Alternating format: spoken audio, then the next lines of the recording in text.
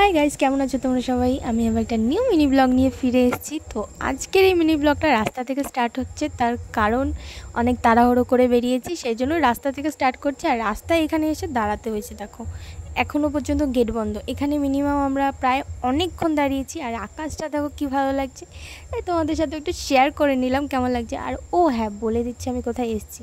আমি এসেছি দাঁতের চেম্বারে দাঁত দেখাতে, কারণ কিছুদিন ধরে আমার দাঁতটা খুব ব্যথা করছে। আবার স্টার্ট হয়েছে, মাঝখানে একবার শুরু হয়েছিল, আবার বন্ধ হয়ে গেছে, আবার স্টার্ট হয়েছে, সেই জন্য এসেছিলাম। তারপর যাই হোক ওখান থেকে বেরিয়ে গেছি, ওখানে আর কন্টিনিউ করা হয়নি।